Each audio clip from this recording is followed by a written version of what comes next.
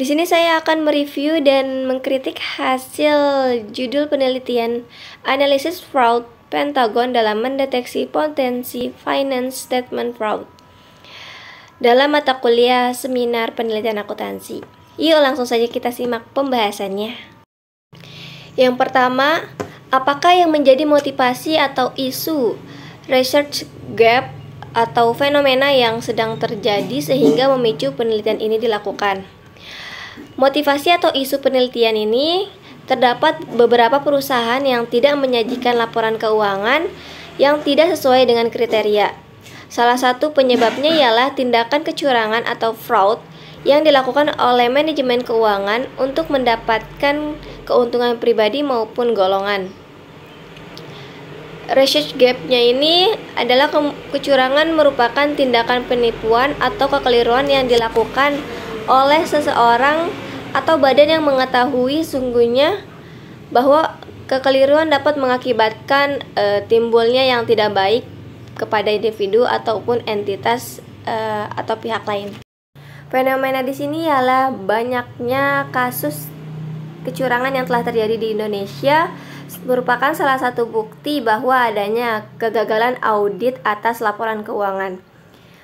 Dilihat dengan adanya fakta yang dikutip oleh kompas.com yang menimpa kasus Toshiba Corporation dalam skandal penggelembungan keuntungan perusahaan sebesar 1,2 miliar dalam beberapa tahun yang lalu. Dengan temuan yang dirilis pada tahun 2015, Toshiba harus menyatakan kembali dalam keuntungan pada laporan keuangan. Dalam kasus tersebut, dalam manajemen perusahaan Toshiba melakukan penggelembungan untuk mempertahankan keuntungan perusahaan agar pemegang saham dapat mempercayai saham yang ditanamkannya. Kritik di sini tidak ada kritik untuk poin ini dikarenakan penulis sudah cukup menjelaskan tentang motif atau isu penelitian, kemudian gap dan fenomena dengan baik. 2. Jelaskan artikel-artikel utama dalam penelitian ini. Salah satunya, menurut Skousen et al. Pada tahun 2008, menyatakan bahwa pertumbuhan aset perusahaan merupakan salah satu bentuk manipulasi laporan keuangan yang dilakukan oleh manajemen. Adanya perubahan persentase pada total aset yang tinggi mengidentifikasinya terjadinya fraud. Kritik di sini penulis sudah cukup jelas dalam menjelaskan artikel-artikel yang menjadi referensi, namun sebaiknya artikel tersebut lebih dapat menjelaskan keterkaitan variabel dalam penelitian ini. 3. Apakah yang menjadi kebaruan atau novelty dari penelitian ini? Di sini terdapat stabilitas keuangan, tekanan eksternal, target keuangan, sifat industri, keefektifan pengawasan, pergantian auditor, pergantian direksi dan frekuensi kemunculan gambar CO terhadap potensi financial statement fraud.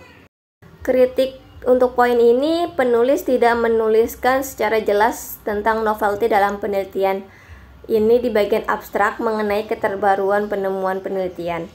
Sebaiknya peneliti memaparkan novelty dan abstrak untuk memudahkan pembaca mengetahui apa saja temuan keterbaruan dan perbedaan penelitian lainnya. 4. Apa research question atau perumusan masalah dari penelitian ini? Yang A. Apakah stabilitas keuangan berpengaruh terhadap financial statement fraud? B. Apakah tekanan eksternal berpengaruh terhadap financial statement fraud? C. Apakah target keuangan berpengaruh terhadap financial statement fraud? D. Apakah sifat industri berpengaruh terhadap financial statement fraud? E. Apakah keefektifan pengawasan berpengaruh terhadap financial statement fraud? F. Apakah pergantian auditor berpengaruh terhadap financial statement fraud? G. Apakah pergantian direksi berpengaruh terhadap financial statement fraud? H. Apakah frekuensi kemunculan gambar CO berpengaruh terhadap financial statement fraud?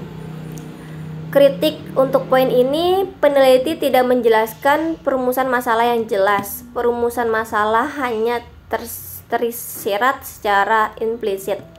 Seharusnya perumusan masalah dijelaskan pada bagian latar belakang penelitian. Perumusan masalah yang disajikan di atas merupakan hasil penelaah dari reviewer merujuk pada hipotesis dalam penelitian ini. 5. Apa tujuan penelitian ini? Pertama, untuk mempengaruhi stabilitas keuangan dapat mempengaruhi terhadap potensi financial statement fraud.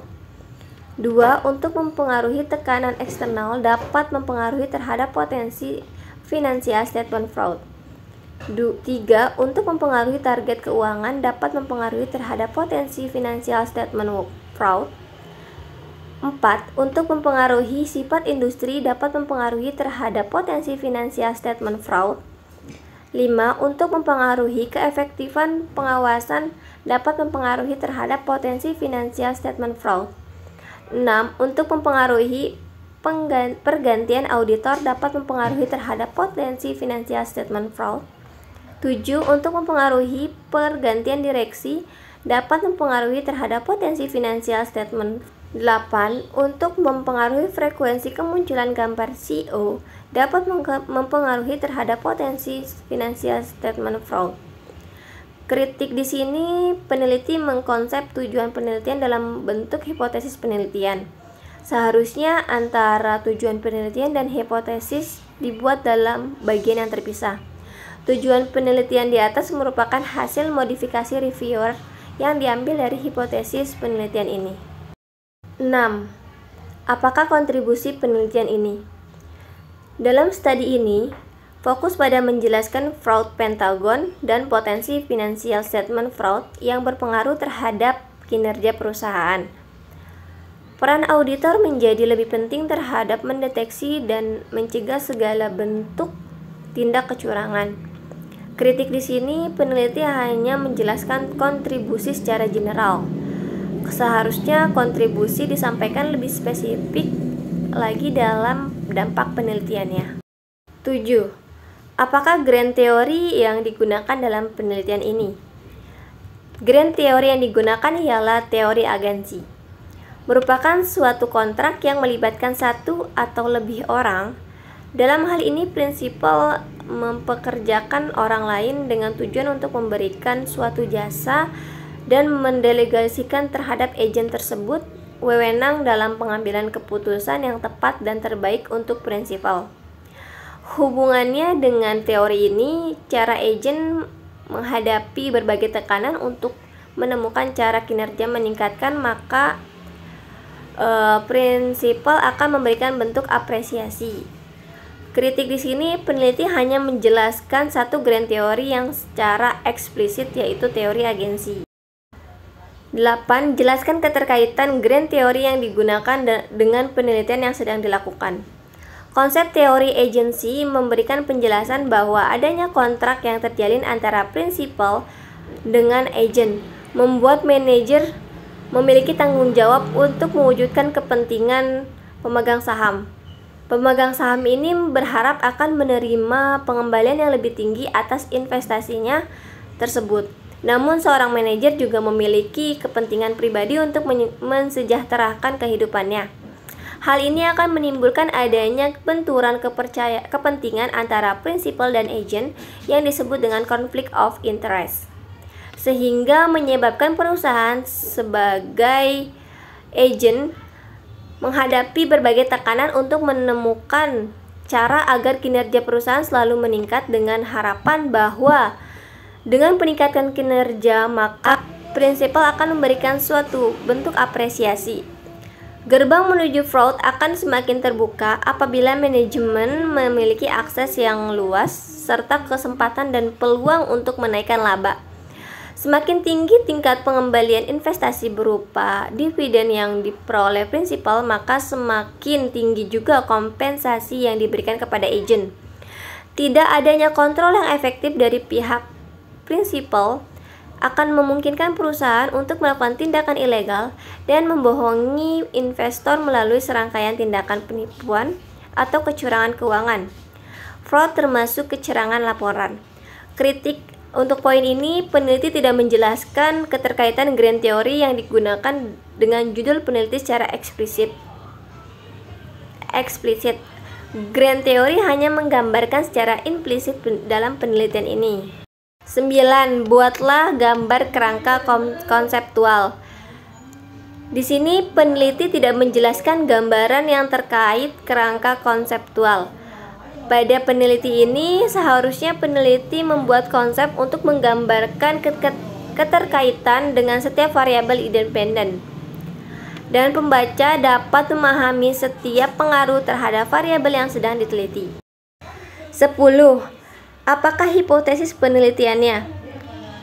Hipotesis pertama sampai dengan hipotesis 8, di sini peneliti sudah cukup menjelaskan keterkaitannya dengan pengaruh setiap variabel independen dengan variabel dependennya, dan didukung dengan pemaparan penelitiannya untuk memperkuat hipotesis dalam penelitiannya.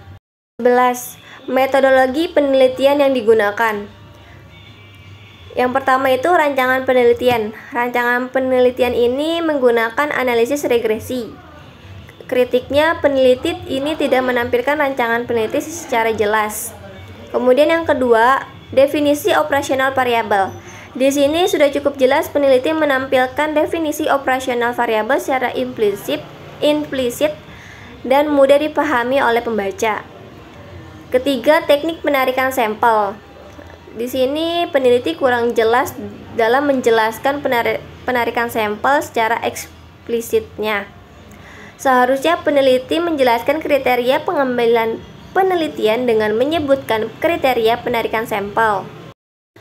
Yang keempat, unit analisis. Terdapat 31 perusahaan manufaktur yang telah terdaftar di Bursa Efek Indonesia dan rentan waktunya dari 2016 sampai 2018. Kritiknya, di sini peneliti sudah cukup jelas menampilkan unit analisisnya secara implisit. Yang kelima, jenis data. Jenis data yang digunakan ini adalah jenis data primer yang didapat dengan cara mengambil data laporan keuangan yang telah terdaftar di Bursa Efek pada perusahaan manufaktur. Kritiknya di sini peneliti sudah cukup jelas menampilkan jenis data tapi masih secara implisit. 6. Uji kelayakan model. Di sini menggunakan analisis regresi data panel. Kritiknya, peneliti ini sudah cukup jelas memaparkan setiap uji kelayakan modelnya. 12. Persamaan regresi yang digunakan untuk pengujian hipotesis. Di sini peneliti sudah cukup jelas dalam menampilkan persamaan dalam penelitiannya. Teknik yang digunakan menggunakan software eViewers tipe 9.0.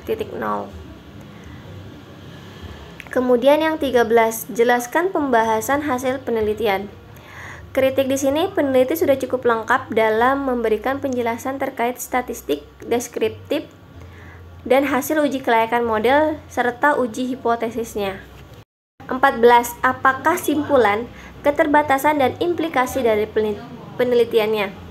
Di sini simpulannya sudah sangat cukup jelas. Peneliti menjelaskan sesuai dengan rumusan masalah dan memberikan pemaparan yang lengkap. Keterbatasan, peneliti belum memberikan penjelasan terkait keterbatasannya dengan penelitian secara spesifik.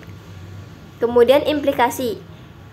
Peneliti ini tidak menjelaskan implikasi penelitiannya. Sebaiknya peneliti menjelaskan hasil penelitiannya sebagai masukan bagi perusahaan terkait faktor yang dapat mempengaruhi kecurangan pelaporan keuangan.